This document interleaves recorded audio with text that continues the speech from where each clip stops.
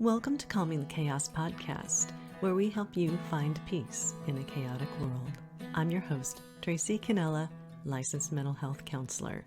Calming the Chaos provides self-help resources for people in crisis. It's not a substitute for counseling or psychotherapy. Thanks for tuning in. And now, let the chaos begin.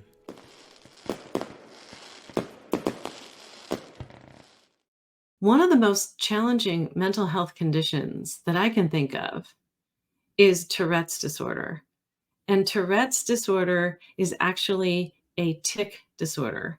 And if you don't know what a tic is an involuntary, random, either vocal presentation. It could come out as a vulgarity or swearing words, or it can be a motor tic, which means that people might be hitting themselves or doing something that is harmful to themselves. Either way, it is so sudden, random, and chaotic that people are actually debilitated by Tourette's. So let the chaos begin, because today we are going to be interviewing Kristof Morrow, who's a 34-year-old man who had a rough start in life, served in the Navy, and got Tourette's at a very early age. He has found a way, though, to use his talents, strengths, and gifts to do awesome things. Kristof is an award-winning writer, and he's got his book out there that has sold over 10,000 copies on the first print. And he is really rocking it here. So we'd really like for you to be inspired by this podcast, that no matter what sort of chaos you're going through, either physical, mental health, vocational, family, a disability, anything can be overcome. Kristof will tell you how he's done it. And it's just a really inspiring story. And so now I will welcome Kristof Morrow to the Calming the Chaos podcast. Welcome, Kristof. I love the little the thing in the beginning. I don't know what it's called, the montage. You have so many amazing outfits. I love them all. I love them all so much. I know. Yeah, you Oh, thank you so for much recognizing fun. that. Oh my It's so gosh, fun. I So love my amazing. outfits. I was like, wow, she's a completely different person. Like, there's so many sides to you. You got lots of dimensions. I like that. It's cool. Oh, It's wait till good. you see the outro. That's going to be a lot more. Oh my god. Yeah, exactly. But I would like to talk about you. So when you grow up like abused, probably a lot of people know, you discover that each iteration of you that you introduce that day, that you would suffer abuse, perhaps, you discover it's not right, because it's so, like, you become an expert, and in changing yourself and modifying yourself, and it's a sort of a perverted metamorphosis, you know.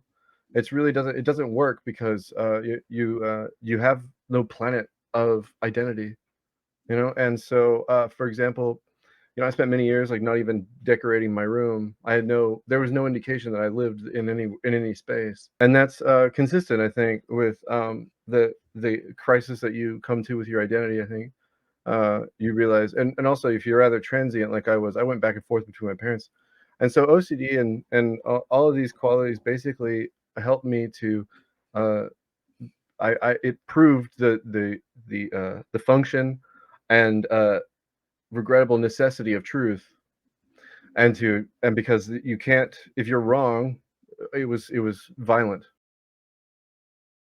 That So that the notion that I had to accept that I was flawed has become a large part of what I contend with today, is trying to reconcile the fact that these notions arrived from abuse and not from truth. Not everybody who experiences Tourette's disorder is going to have those like profanities coming out of their mouth just randomly, and they're walking down the street and insulting people, and people don't know what's going on with them. Tic disorders and Tourette's presents differently with everyone. And so here is what Kristof has to say about how Tourette's has affected him. So the members of our audience might be wondering what Tourette's disorder is, you know. So I can pick up my DSM-5, and for you who have had the more recent edition of DSM-5 TR, can pick up your edition of the book and define it and diagnose it. But I really do believe in a person's lived experience and what they think Tourette's is and how they've experienced Tourette's instead of doing the diagnosis stuff. So I'm just going to be asking Kristof here, you know, how have you experienced having Tourette's? Because you've been diagnosed with it, and how have you experienced it? Well, Shakespeare, it escalated, I think, in severity from when I first thought it manifested.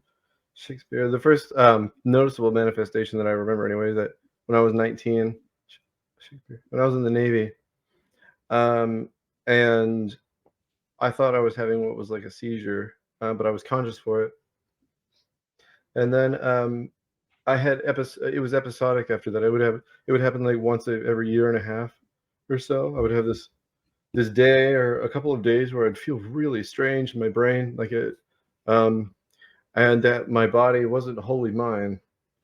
Um, and it was it's it's been Shakespeare. It's been really damaging. It damaged my self worth, Shakespeare, a great deal. And there's a lot of growing pains when you are diagnosed with a condition, or it becomes uh, you can't ignore it. You can ignore it no longer. You're too symptomatic of it. Um, you learn things you can do and things you can't do anymore, and so there's a lot of adjustments, and a lot of reckoning. There's a great deal of new understanding of yourself. Is it true about the stereotypes about like it's all like cussing and like swear words and really bad things that come out your mouth? A vocal or a motor tic? You know, it's Yeah. a tic, right? Hmm. So it's like, I, is it true that like you go down the street and you're gonna say hi to a person, you say "fuck off, you fucking asshole"? I mean, is that really true, or is it just like something else? There's Shakespeare. It's consistent somewhat with reality, because 10% of people that have Tourette's suffer from that corporophilia. I think it's pronounced. I don't know how the word exactly, but it just means that you like say vulgar words. I'm not really sure how that's related to the brain. As a writer, I've tried to. I think it has something to do with like the intensity of its of how like of its like its relevance to like your lexicon, and like how and its relation to your life, like certain words, Shakespeare. Um, and so uh, it's actually it's actually quite rare for someone to have it like that. However, the people on my behalf get upset on at South Park, because South Park is a TV show that right, that discussed Tourette's in one of the episodes, and made it a lot, well, virtually everyone in the United States aware of what Tourette's is, or enough people that there's going to be someone around that goes, "Oh, I've seen that in South Park. That guy has Tourette's." Yeah. Um, it, yeah, I think that they actually did a service to people with Tourette's, because Shakespeare. That's the most alarming, startling part of having Tourette's, is saying those words in a public place that are really scary, and so having that uh, symptom manifest in a public place, and having enough people like around that can be like, I think that guy has Tourette's or something. I've seen that in he looks like that guy from South Park. And so it's more. In my view, it was a service, actually, even though they didn't cover other parts of it. Because yeah.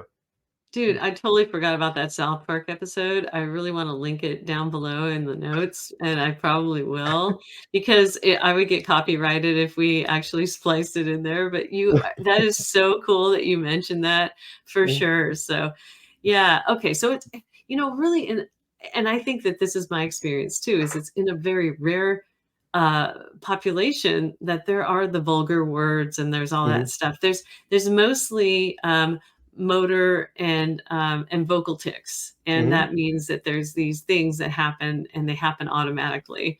Yeah. And so I hopefully that explains to our audience what Tourette's is without going into a dry DSM-5 explanation of it, Mhm. and also hearing from somebody who's actually experienced Tourette's. So, as you've probably noticed by listening to this interview with Kristof, the word Shakespeare comes out of his mouth quite often. We wanted to explain that and why it is presenting and what purpose it serves. And so now here is Kristof explaining a Shakespeare to us. Kristof, tell us what the word means to you and how this has helped in your healing from Tourette's. Shakespeare, Shakespeare. Well, I Shakespeare. There's oftentimes words that I will become fixated on for one reason or another. Um, and so, for example, at one point, for some reason, the word catamaran. I kept saying that. But recently, I spend a lot of my time contemplating my future as a writer and my legacy in that sense. And um, I it uh, it suffices to say I admire Shakespeare and his the quality of his work and the quality of his in of his endurance within like English. You know, being that he's still the greatest writer of English literature ever. Um, and I want I want something akin to that Mm-hmm. one day for myself, in a sense. And so for me, it wasn't a choice. It's not a choice, of course, to say Shakespeare, but it is preferable to all the other to all the other ticks I had so far because at least it's not Motherfucker. so. It's not Yeah, motherfucker. yeah, yeah. Well, and I think that that's really relevant. Like it's something that's inspiring to you, right? And you're Mhm. saying it. It's so you're turning your tick into something inspiring that inspires you. Yeah. I mean, yeah, and I just yeah, I don't Hmm. mind it at all actually compared to the others. What you said Yeah. about like you aspire to be like Shakespeare. Every time you utter that word, you're giving maybe yourself some hypnotic suggestion, and that's one Yeah, of the reasons I think why about that all the time. you're such a great writer, right? Uh, So Shakespeare.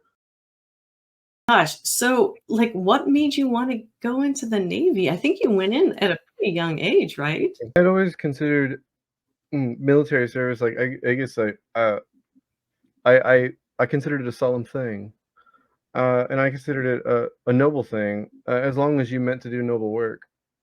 Um, and that's what I wanted to do. I wanted to be a corpsman, so I became a Navy corpsman, which is a medic.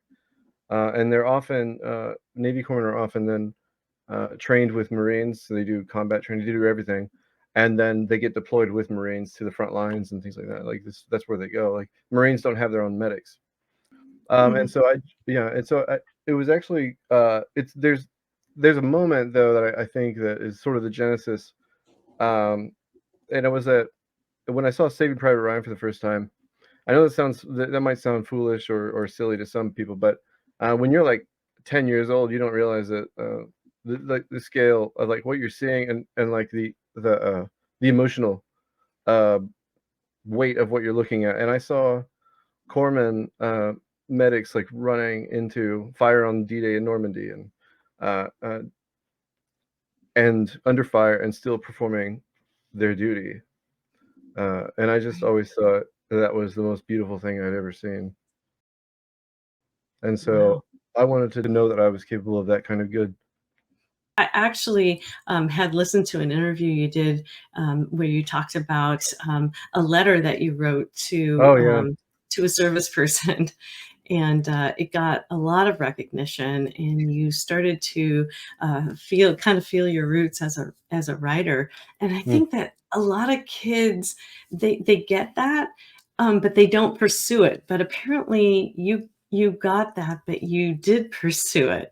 mhm, So I guess just a shout out to all the kids out there. If you think you have a talent somewhere, mhm, go for it. mm, Yeah. So you had a really great letter that you wrote to a service member or Mhm, service members, right? mhm.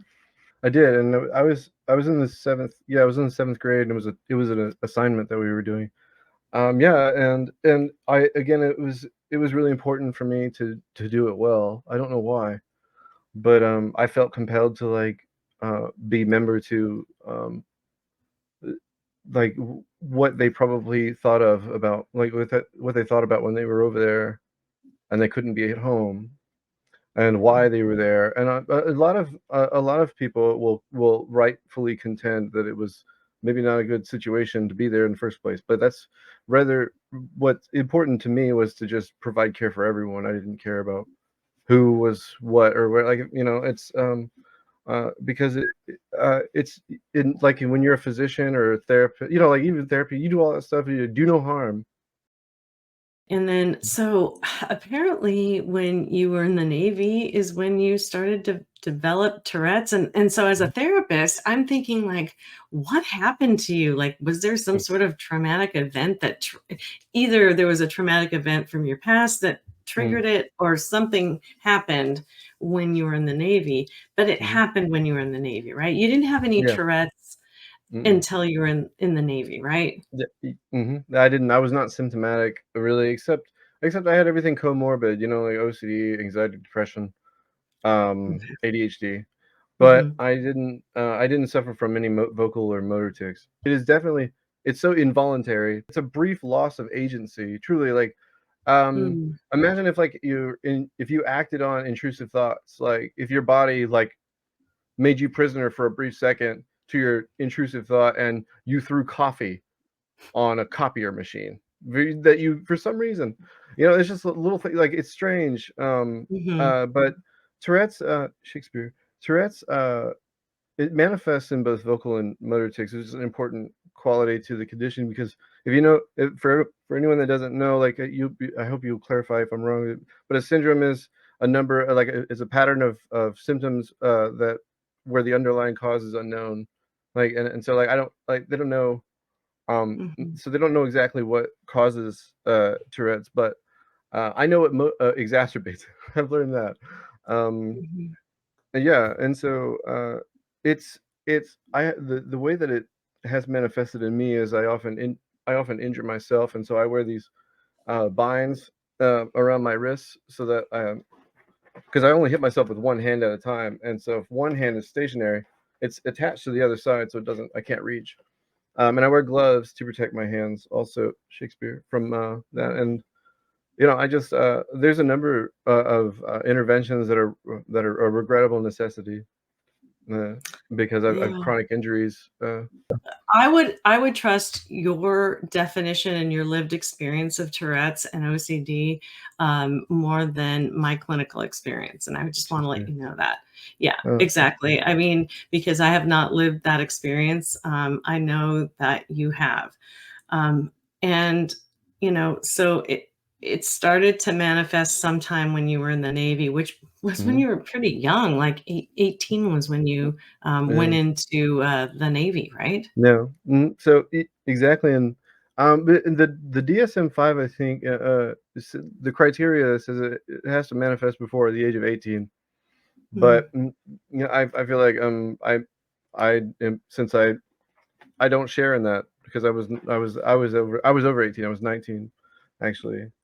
Um, oh my gosh, and don't even get me started on the DSM-5. Okay, so yeah, whatever. I don't know. Yeah, I'm glad that you can, yeah, speak to its usefulness in one way or another. I don't know. It Um, is, yeah, but I don't exactly. know. I don't know how useful it is because I don't know anything. Yeah, It's yeah. useful for diagnosis and treatment, but sometimes it's not perfect. That's Oh, the yeah. way I feel like it. Oh, It okay. is with Sweet. yeah. Yeah. So, well, yeah, Shakespeare. I Mhm. And so it's been episodic. It was episodic after that for many years, for about 5 or 6 years. I would experience, intermittent symptoms. Like, I would have a day where I would have tics, and then I wouldn't for a year or 2.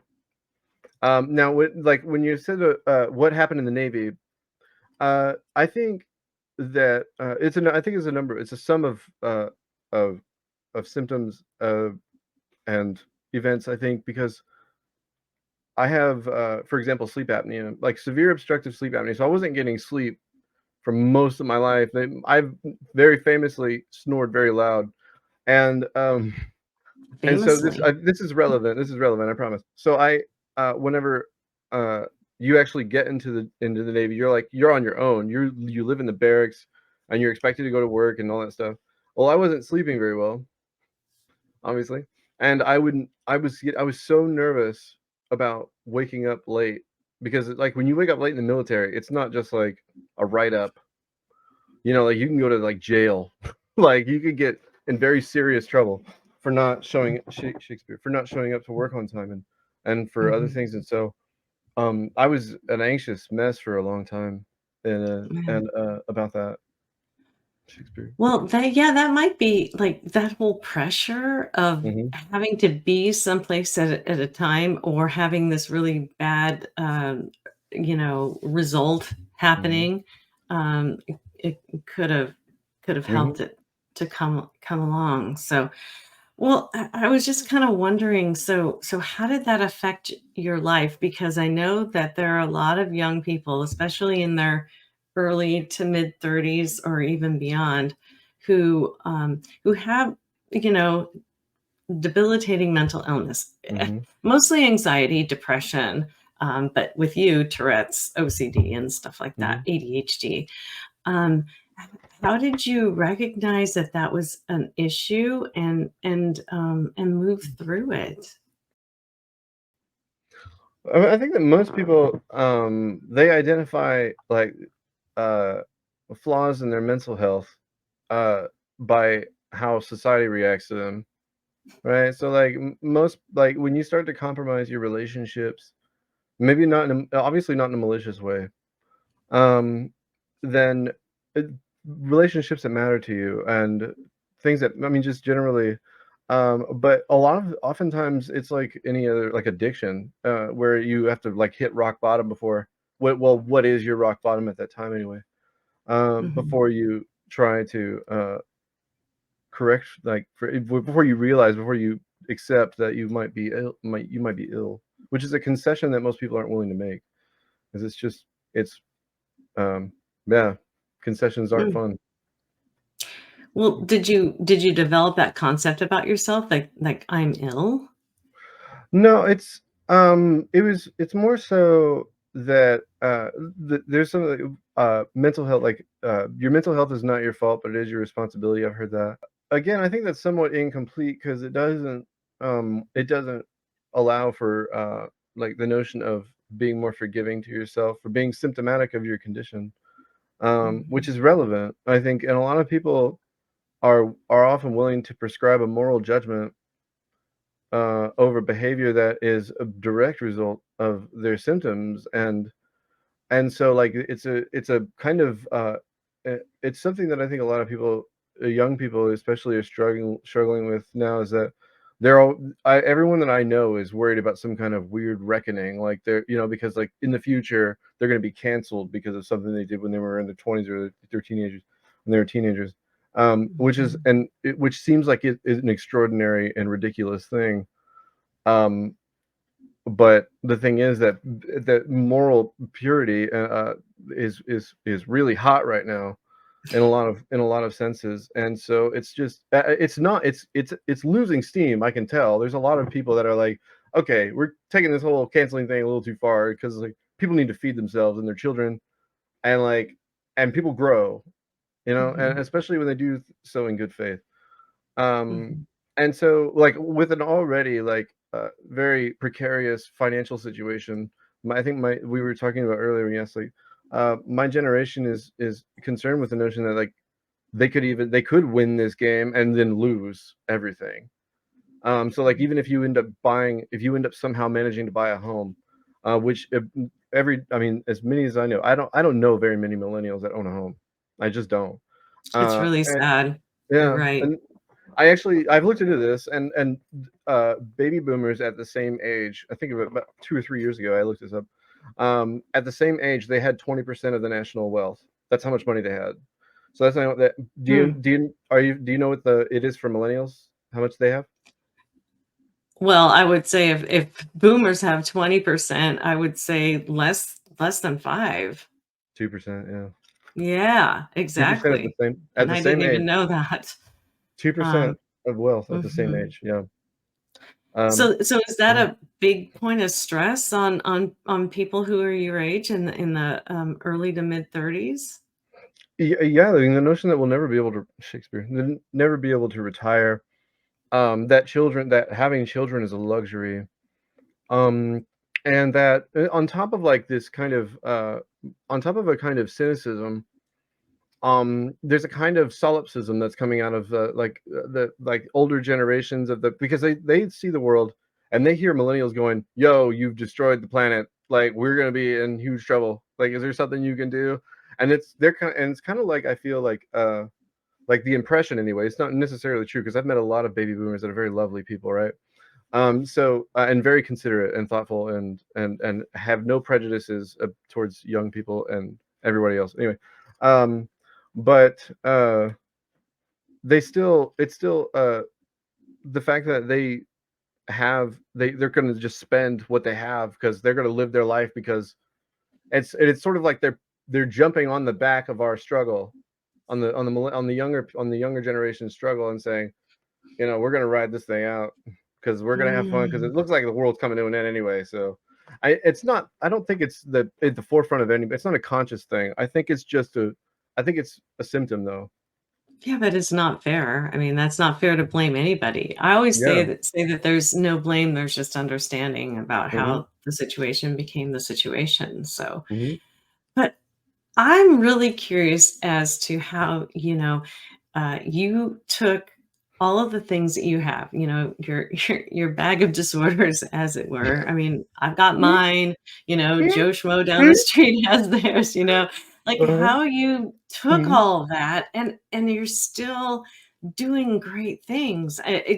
First off, let's just have you tell us about the great things you've been doing, about your writing, about TikTok, about all this other stuff. Oh, are you getting embarrassed? Oh, I'm Yeah, sorry. I'm. No, you're gonna be fine. You can talk about the great things that you've been doing because this is part of what this channel is all about, is to talk about the great things that people are doing.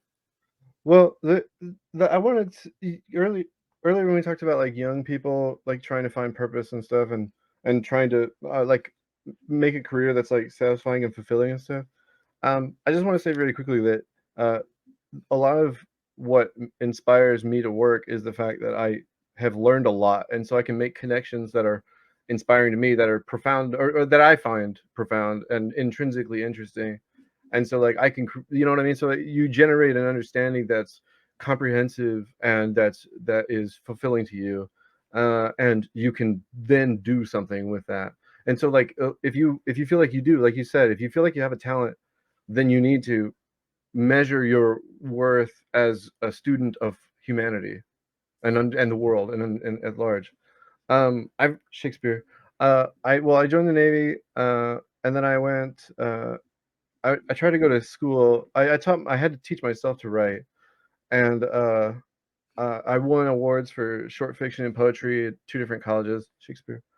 And Hmm. then they had an annual creative writing contest, and I won both of those. And then I went to I applied I auditioned for a job as a journalist at a newspaper, and I won awards for photography and feature writing from Texas Press Associations, two of them, two different ones.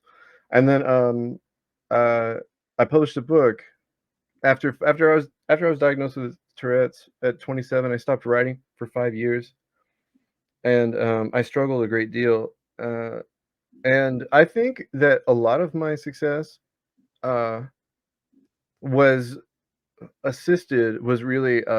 given like a boon by the fact that I'm a white guy. Like, I mean, honestly, like there's a lot less that I had to contend with because of Hmm. that. Like, on top of, like, if I had all this and I was a black woman, like, come on, there's just no Yeah. way. There's just no way. There's just no Yeah. way. It's You're just too much. acknowledging your privilege, which It's just too is, much. Yeah. yeah, Mhm. wow. Shakespeare. Yeah. And you've done other things too. I mean, you did your book, which we're gonna talk about in a minute, and but but you started writing when you were in the Navy, and then you stopped a little bit when you were diagnosed with Tourette's, but now Mhm, you're writing again and mhm. doing some other things, right? Yeah, when I was 32, Shakespeare, I was trying to find work that would accommodate my condition, and uh, I gave them they I gave them the criteria, and they called me back like a month later, and they were like, "We can't find anything for you. There's no job, like, because you could injure yourself, and there's too many things that can happen." And so they said, maybe the girl, she said, maybe you should write because you like doing that. You said, so maybe you should do that. And then 10 minutes later, I started writing my book. So Yeah, yeah. actually, we do have, a copy of that, here.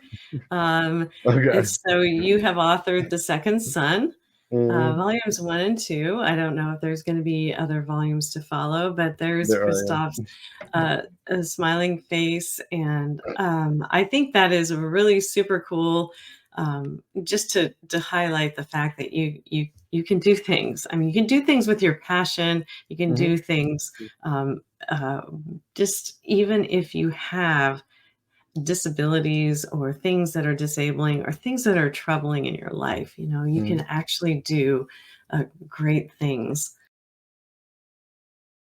Can I ask you just a little bit about treatment? Did you ever get any Hmm. treatment for OCD and or Tourette's? Shakespeare. I Cognitive behavioral therapy, I've pursued a lot, and I try to uh I, like, actively use every day. But and so, like, there's some coping mechanisms that I just like, that I often try to impart. Number one is that the most important one, I think, and I hope you'll correct me. But my understanding of dopamine receptors is that, like any other receptor in the body, it eventually, because if you just have dopamine all the time, it grows accustomed to it, and like you need more and more of it to produce the same kind of thing. And it Mhm. sounds like alcoholism. Like when you drink too much, you eventually have to drink Right. more and more and more, and Social to media, and I mean, Shakespeare, yeah. yeah, And exactly. what Going, I've tried to I've removed a great deal of stimulus from my life for that reason. Uh, wow. to right, Shakespeare, That's to a like turn lot. off. That's a lot for a 34-year-old. Oh my gosh, right? You feel maybe disconnected or something, but you have to do Mhm. that for your own mental Yeah, health. it's necessary. I try to describe Mhm, the so obviously meditative breathing and meditation mhm. um, is an important one because I describe it as emptying a pool with a garden hose. It's going to take a very long time, but it's reliable, and it can be done relatively simply, I think. Mhm. And of course, tapping is another one that I do. That's an intervention that I do that helps, um, uh, and that's just tapping bundles of nerves, I think. Was And that that emotional freedom technique, like doing the karate chop point and there you the go. Yeah, The acupressure I points. love that. Yeah, I'm actually trained to do EFT 1 and 2, and I do That's awesome. EFT. Yeah, I do EFT with a lot of my clients who are It's crazy good. severely dysregulated in Hmm. sessions. I'm just like, "Could you just, like, maybe just do this for a little bit?" Or, like, Yeah. if you're worried, you do the Shakespeare. 9 gamut, or you can Mhm. just squeeze your nail beds. Those are all acupressure meridian points. So you use those. Oh, yeah. Oh, yeah. Good for And you. it is Mhm. remarkably effective. It is. And especially, yeah, and there's so many other, yeah, I don't know them all, and but I do know the ones that I've used, and they help me a lot. Shakespeare. There's something else. There's these things called I use these things called loop ear things, and it's like something that you like they're just earplugs basically that you can wear in public that aren't visible. And I've been wearing them, like, almost virtually nonstop for, like, I don't know, 4 or 5 days or something. I didn't it's strange, I it's anecdotal entirely, what I'm about to say, but, like, I feel like my nervous system has been on fire for a really long time, and I didn't know that until, um, like, because I guess maybe my nervous system reacts very strongly to loud noises and things like that, so diminishing the noise in that stimulation has allowed, like, I guess maybe some reprieve or something, because I do Mm. feel like just less. It's a strange kind of an absence of heat that I cannot explain. Well, I'm Yeah. glad you found something. I know some people do the noise canceling headphones and Hmm. stuff like that. So yeah, I like the more discreet sort of things too, Hmm. especially if people struggle with shame. Yeah. They just don't want to have the earphones on in public, and I Hmm. get that for sure. Hmm. But so basically, what you have said that you have done, I hope will help some of our audience members as far as being a person in their early to mid 30s. And are there any words of encouragement you can add? And then we'll go ahead and look at your book and all your good stuff. What would you say with to your peers, the people who are in their early to mid 30s who might be struggling with physical mental health conditions, any kind of words of encouragement that you might have? I think what Dr. King said about the long arc of justice, even if the world is gonna fall apart around us, I think we'll do it hugging each other a little bit more. Oh my gosh. Yeah. Hug each other a little bit more, like be a little bit more kind to each Yeah, other and for help each sure. other through things. Yeah. Yeah. Well, I'm going to go ahead and share my screen here with you if I can. And we're going to kind of look at some of the stuff that you've got. First, we're going to look at your book, which is on Amazon. And look at this. Is it a fictional story? Tell us It's a little bit totally about it. fictional. Oh, I it it is. it Okay. it is, it's a I tried to I mean to write literature, and so, I try to I and so I try to achieve that through prose and poetry, and through, like, an explore like, a comprehensive and giving considerable thought to, like, human beings, and how we function. Excuse me, John Steinbeck wrote that, his whole mission as a writer is to help people understand one another, and that's exactly what I do. Shakespeare. That's exactly what I do, and I mean to do anyway. Uh, and so it's an epic fantasy though. So it's an epic fantasy because I saw the success of Game of Thrones and Lord of the Mm, Rings, of course, and I thought, I want to split the difference between those two because I felt like Lord of the Rings it doesn't have all the modern sentiments that I think are relevant to the way we've grown as people and as a civilization. And it, like there's not really gender equality in the book. And my work doesn't have any racism or sexism in it. Because I felt like those aren't curable anyway, and mm, I wanted it for it to be an adventure for everyone. mm. And yeah. If you delight in the poetry and of my prose and the pursuit of goodness, I contend you will enjoy this book. Uh, Mhm. wow. And yeah, you give quite a bit of actual text from I it. So I mm, appreciated that. yeah, I tried to I thought, it is I'd say that I can't summarize it because it really is I try to be comprehensive in many senses. And Mm, so, it's funny because the people that have read my work, when they write me and they say they think about it all the time because there's so many different things in it that happen that it's like that becomes relevant in their lives, and it's really funny. It happens to me too when and the same thing happens. And I have a difficult time measuring that impulse to say, I wrote about this. Wow, it sounds pretty Exactly. cool, though. Mhm. I Mhm. mean, the whole fantasy sort of thing. Yeah. Yeah, and then apparently you are on TikTok and you have some videos on TikTok, which is great. So here it is. You got quite a few videos on here, and looks like a lot of them got a really lot of views, and you kind of went viral there. Look at you, man. I So this is Mm. like, and tell us about, okay, because you're in your 30s. A lot of people in their 30s are on TikTok. Ooh, nice glasses. And yeah, Mm. exactly. You know, tell us about how you got onto TikTok.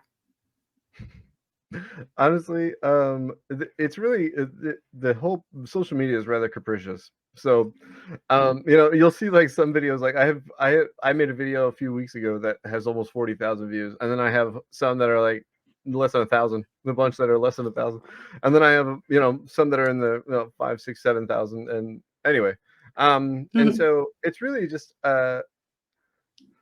there's so many variables that are necessary, I think, to not exploit, but to just really happen upon when to like go viral in the first place. mhm, And so it was a number of things, but for for me, uh, this the whole social media thing is about transparency.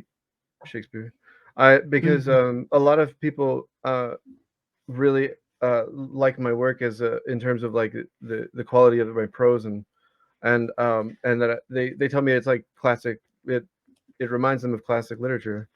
Um, and Oh, okay. yeah, Shakespeare. You've also got a Patreon. I don't know if that's something that's through YouTube. I wasn't able to Mm, find a YouTube channel, but I'm going to go mm, ahead and link to all of those Shakespeare. in the show notes. But we do have the Patreon link in here. I guess Mm. that's something that you reveal to people that is outside of what you normally reveal to people as far as It, social media. yeah, and there's something else too I wanted to say about I encourage people on my channel to take their medications because that's something that I think a lot of people that are writers or artists in general, they think they have this um, misunderstanding. Like a Van Gogh, for example. Van Gogh is the one that people often reference, saying like he was the tortured genius, but he did his best work when he was being treated, and he was Mm, happiest. Like all of his best work, you can look this up. His all of his best work was that Shakespeare, mhm, and so I feel like I share in that same Shakespeare. I share in that same um, sentiment and also practice because it's that's how it is for me. I do my best work mm. when I'm healthiest.